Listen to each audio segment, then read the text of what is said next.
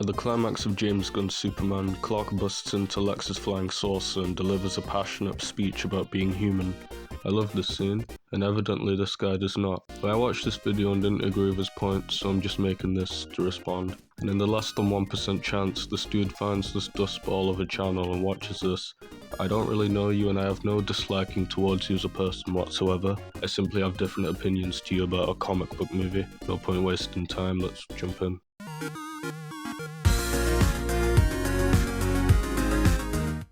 Superman's monologue, his big speech to Lex Luthor in the new James Gunn Superman film, has bothered me since I saw the film. I'm going to explain why it's truly awful and is an example of poor writing and a poor understanding of situation and character. First, I will say that David Corenswet puts the dialogue over very well. His performance is good, but it's not suitable dialogue for Superman in the context of what the character has gone through in the film.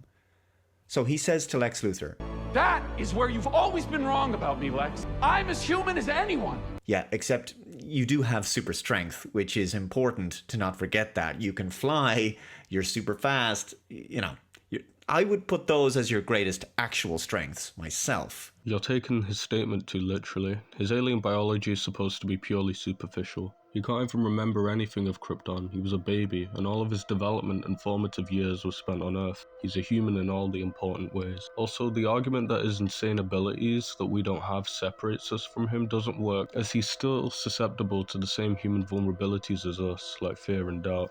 This is actually Rengan Sama's philosophy in Mob Psycho 100.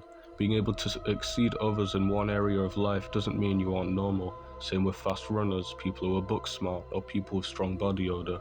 Psychic powers are just another characteristic, or in the case of Clark, being able to fly and stuff. You could argue that these characteristics are extremely powerful and beyond anything other humans can do, but this is compensated for with Clark's extreme weaknesses like kryptonite, which makes him helpless. And yeah, while being able to lift heavy things might be Clark's greatest physical strength, you're again thinking too literally. He calls his human upbringing his greatest strength, because without it, he'd just be another supervillain destroying and spreading fear. This is what Clark explains to Billy in Superman Shazam: The Return of Black Adam. Being bad is easy, destroying is much easier than building. To quote the legendary Peter Cullen and his brother, be strong enough to be gentle. In a world that doesn't reward you for being kind, choosing to protect others is hard. That's why his humanity is Superman's greatest strength. The script is not subtle about this in the slightest, by the way. Clark is helpless before the kryptonite, which specifically exploits his alien biology, but it's his human compassion which convinces Rex to release him and escape. I get scared. I wake up every morning and despite not knowing what to do, I put one foot in front of the other and I try to make the best choices I can. Ultimately, this scene feels more about delivering an emotional catharsis for the audience and to try to tug at the heartstrings by any means necessary. The music, the shouting, and rah-rah, I get it. It's easy to get caught up in that, but, dear viewer, take a step back and push away that lump in your throat, however tempting it may be, and ask yourself if it's a feeling that is truly earned or appropriate. Don't let yourself be emotionally manipulated. Gunn's goal here is to bring a tear to your eye, remember that, but does it come at the expense of the character and what he's been through? Is the triumphant speech about being a human a satisfying conclusion to a movie all about a refugee who's discriminated and rejected by the world? I thought it was. I screw up all the time, but that is being human. And that's my greatest strength. Look, there's billions of people on the planet who get scared, mess up, don't know what to do, try to do their best, blah blah. But they can't fly or smash through walls. They're not invincible. Now, you could say, in addition to his superhuman strength and all of that, the more important aspect of Superman is his wisdom and discernment, knowing when to stop himself, when to use his powers, how to use his powers. He could go too far. He could allow rage to control him. He could accidentally kill someone. He must learn to use his powers for good. He must learn restraint, to not kill, etc. And that's all part of the character's growth and maturity, understanding the sacrifices that he must make as a superhero. That takes maturity. If there's no limits to his abilities, then he must apply those limits to himself.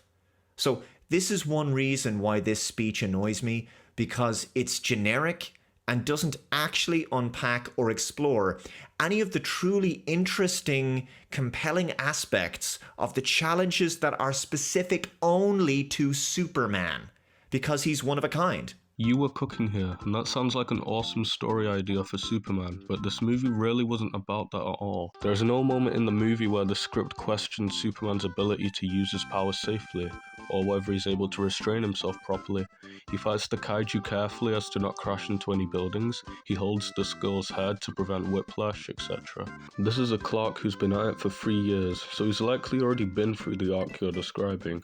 I would imagine he had a similar moment to when Invincible cooked that old lady's body when rescuing her at high speed, and since then has been a lot more careful about how he interacts with the world around him when using his powers. The speech isn't about his powers because that's all the world sees. Everybody is emphasizing the alien and the mission and the suit and the super strength. The speech is supposed to counter that by highlighting the man, not the super. When I first heard this speech, I just found that it came across as like a victim of bullying who's trying to stand up for himself and trying to act emotionally tough when he isn't, but he just sounds like he's trying to convince himself rather than Lex Luthor. He kinda is a victim of bullying, dude, and that's an extremely generous noun considering what happened to him in this movie. But he's not really confronting Lex about the things that he did to him, more so addressing the reason behind why he's been mistreated and trying to get him to understand. Also, yeah, he probably is still a little unsure of himself. I would imagine that all the crowd shouts and curses towards him are still ringing in his head, but they eventually get replaced by Lois and John gradually as he gains more resolve as he speaks. Besides, maybe being slightly emotionally vulnerable and having self-doubt probably helps in a speech about how human you are. Now, I could go on about how Luthor's emotional reaction of crying like a baby is equally as abysmal and out of character, and it is. Okay, crying like a baby? He just got ragdolled by a dog with super strength. Even an ordinary dog attack isn't a joke. Plus, he just got his arm broken, that hurts. Secondly, it really isn't out of character in my opinion. He already had a childish tantrum earlier in the movie, and in general, he's super petty. The reason I wanted to talk about this was in light of a behind-the-scenes clip that was released a few days ago. You'll find it online. I'm not going to play the whole thing. Where James Gunn and David Cullen Show get into this, and they have a back and forth. And Cullen Show is unsure about what he's being asked to do in this scene and how he should deliver it. And he seeks clarification from Gunn. If I say, that's what it is to be human, that feels like I'm trying to prove it still as opposed to I really know it. Bingo. Nail on the head. This is exactly how I felt when I first watched it. Superman comes across as brittle, insecure, and needing to explain himself. Now, Cullen Show asks him about how Superman should be feeling at this point, since the truth about the recording came out from his Kryptonian parents about what they really wanted him to do when he went to Earth. There are feelings and there are thoughts. Your feelings about feeling bad are okay. It's not wrong for you to feel that way. So now you understand the thinking that went into the writing of that scene, which is very like modern therapy, in my opinion. What you're getting here sounds like stock psychiatry. This is the kind of thing that's talked about in cognitive behavioral or talk therapy. You know, the relationship between your thoughts and feelings and actions. But what I want to know is, where's the stoicism? If you're going to talk about being human, why not specifically talk about being a man? Because not everything is about expressing your emotions all the time. After all, Superman may be a Kryptonian, but he's also a man. And a good man and a strong example of being a man would be one who is in emotional control and who can be stoic. Things can hurt you, but you don't have to show it. Because the whole point of the speech is deconstructing the idea that he's this untouchable, unfeeling alien from the stars, and I feel like stoicism probably wouldn't help with that. Not to mention, Clark isn't trying to define his masculinity. He doesn't say, I'm just as much of a man as anyone else. He's trying to defend his humanity. Mr. Gunn's point is that Clark feels bad in this scene. He's still emotionally bruised from everything that's happened to him, and that's okay. That's a part of being human too, which only strengthens the speech. This speaks to the emotionally coddled age we live in, where everything is about, displays of emotional diarrhea. It bothered me in Star Trek 2009 and Star Trek Into Darkness, where Spock, who's supposed to have emotional control, is just going postal and getting furious at the drop of a hat and becoming violent. That kind of writing lacks nuance, understanding of masculinity, understanding of the character, and it fails to display an important part of being a man, which is mastery of oneself. Now, I haven't watched Star Trek, but I'm gonna take your word for it that the new movies are bad and that this new, more emotional Spock is inconsistent with the cold and stoic Spock of the original series. However, this is a bad example for comparison given that Spock is a character with pre-established history, whereas Superman is a standalone. This version was introduced in this movie, and this movie is the only thing we can refer to when judging his characterization. You will later reveal that the Spock from Star Trek 2009 is a younger version, and Google tells me that he's from an alternate timeline with differing background, so now I don't even understand your criticism. It can't be inconsistent characterization if it's not the same character. The only thing that's inconsistent here are your points. Yes, we've seen Superman get emotional and even angry in the past, and every time he did, do you notice there was always a negative consequence that followed? Previous versions of Superman, be they Dean Cain, Henry Cavill, or Christopher Reeve, would not have delivered this particular monologue. Those are different adaptations, so you can't hold this adaptation accountable for being inconsistent with them. You might prefer the other one, and that's perfectly fine, but you can't use them as a criticism for this one. It all comes across as impulsive and weak. And for those people who say, well, Corrin Sweat's Superman is younger and immature. Firstly, I don't buy this excuse because this character has been publicly Superman for 3 years at this stage in the film. But also, I'm wise to this excuse because exactly the same excuse has been doled out over on Star Trek Strange New Worlds to explain why Spock is written like an emotionally stunted, awkward moron who's played for the butt of the jokes on a regular basis. Oh, this is a younger version of Spock. That's why he's nothing like Spock, yeah? No. Occam's razor says it's just bad writing, folks. Now, believe it or not, this scene was even worse. The following line was deleted. And every time you say that I don't belong, it hurts my feelings. That's being human. Oh God, that was pathetic. It hurts my feelings. Again, just like so many modern sci-fi shows where we have characters breaking down, crying, and talking about their feelings in corridors, this speaks to a generation raised on feels over reals. Superman should be rising above Luthor and his taunts and showing how to best him psychologically as well as physically. Whatever happened to that thing they used to say when I was a kid? You know, sticks and stones may break my bones, but words will never hurt me. So you can see why this line was removed, because it's eye-rolling for Superman to talk about how Luthor has hurt his fifis. But as people have pointed out, this entire monologue is tell, don't show, when it should be show, don't tell. Superman is talking about his development as opposed to his development being shown in his actions. At the beginning of the movie, Clark is comforted by his biological parents' message for him, but he essentially makes up the rest of his message for himself. Just that they sent me here to serve humanity and to help the world to be a better place.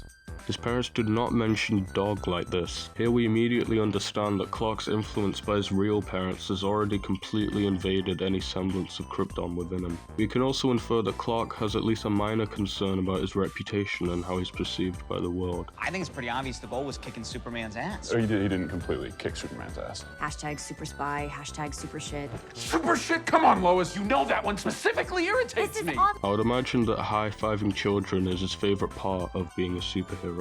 Anyways, Clark is visibly panicked once his parents' message is translated and the world turns on him, having to take deep breaths in this room. After turning himself in, he proceeds to suffer discrimination because of his heritage. No one read me my rights.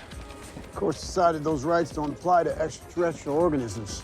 Therefore, at this point, Superman, you don't have any rights to read. And he's deported from America, where, as mentioned before, he is able to return due to his human compassion. He is then reminded by his dad that the superficial is irrelevant and all that matters are his actions, and he flies off to save the day. So yeah, Superman's development was shown and talked about. If you would rather that it wasn't talked about, that's fine, but I like it considering we're watching an adaptation of a character from a medium famous for stating the message of the story loud and clear. Now, the last point I want to make about this scene is something that I haven't heard anyone else talk about. Superman is delivering this very almost conciliatory monologue to Luthor, explaining himself, explaining his feelings, and why Luthor is wrong about him, and about how Superman deserves respect as being as human as anyone. What bothers me immensely is that there's a failure to understand this conversation in the context of the situation Superman has been put in by Lex Luthor. Because a few minutes earlier in the film, Luthor tried to murder Superman in a cold, clinical, and calculated fashion by having his chief henchwoman suck the air out of his lungs and suffocate him to death. And here we have Superman now making what sounds like an impassioned plea to the man who almost succeeded in killing him. And it's like we're kind of watching an abusive relationship play out, where the victim comes back to his abuser, and it's like, why don't you love me? It's like a hair's breadth away from that kind of energy. Now, this dialogue could have worked very well if it had been delivered by someone else in the movie, like someone who cared about Superman. Like, for example, this could have worked contextually far better had it have been delivered by Lois Lane on behalf of Superman, if she had talked about him from her perspective, about his vulnerability and his humanity. But coming from Superman himself is embarrassing, and I feel sorry for him. I feel pity for him, which I shouldn't, because he's demanding respect and understanding from his attempted murderer, and he shouldn't have anything to reproach himself about. He has nothing to explain about himself to a murderous psychopath like Lex Luthor. Who cares what Luthor thinks or says? Superman is more affected by Luthor's words, calling him a piece of you-know-what alien, than the fact that he tried to kill him moments earlier. So, what would have happened if this was Christopher Reeve's Superman is that he would have entered the room, rounded up everyone in 2 seconds, apprehended Luthor, tied him up. After Luthor's corruption is exposed, he would have handed him over to the authorities, and done it with a smirk on his face, as if to say, better luck next time, Luthor.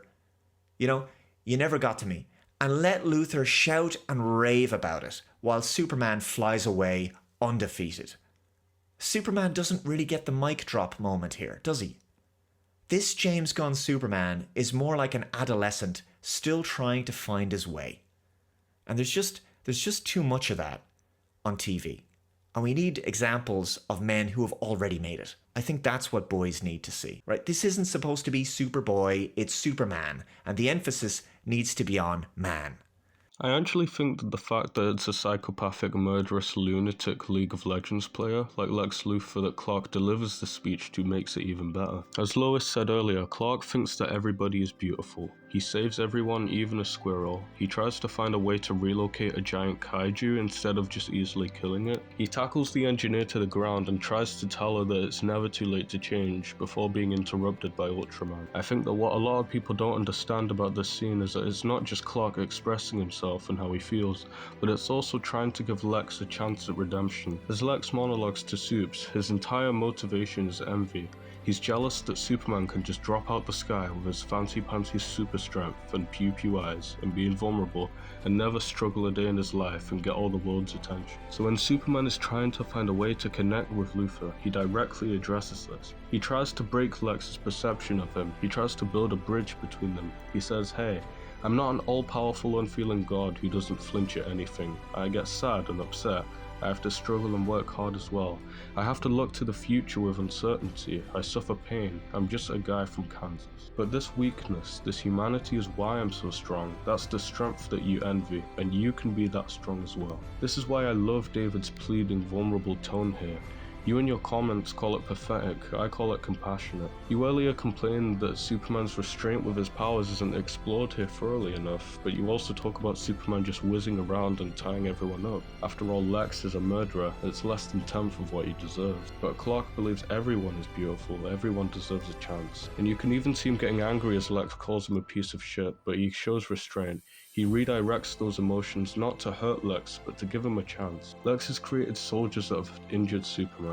He invaded his home and destroyed his friends. He kidnapped his dog. He ruined his global reputation and turned the world on him. He incarcerated him and tortured him for days with kryptonite. He murdered someone right in front of him, tried to murder him in a horrible clinical fashion. Clark doesn't know if Lex has traps in this room. He doesn't know if he could already be in danger, but he is strong enough to be gentle. If you couldn't already tell, I adore scenes like this. Why would Hiccup give Drago a chance to surrender after everything? Oh, he's just a pussy, he's too soft. Why would Kratos put his axe away when Thor is about to kill him? Oh, Kratos has been demasculated. Why would Optimus Prime plead for Skyquake to find a peaceful solution? Oh, he's so weak, he doesn't even want to fight. Why would Batman reach his hand out to the Arkham Knight when at gunpoint and talk him down?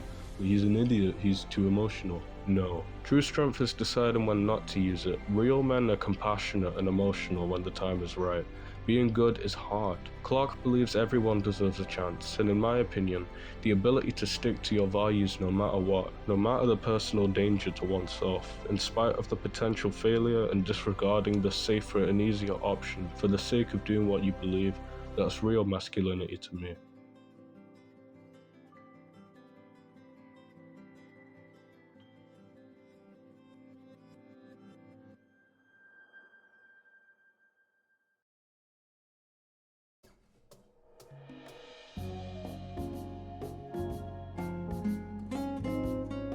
Anyways, like I said in the beginning, I hold no personal animosity towards Mr. Cullen himself. This is the first of his videos that I have watched. I just kind of stumbled upon it in my recommended. I like the intro and your drawings, and you explained your points well. You seem like a pretty smart and nice guy, but good lord, your community is just allergic to showers. Most of them are just whining about the movie being woke and never delivering substantive criticism at all. Like, what is this reply? Who forgot to free one of Lex's apes from the pocket dimension? But yeah, if you agree with anything or if I got anything straight up wrong, please let me know in the comments. Peace.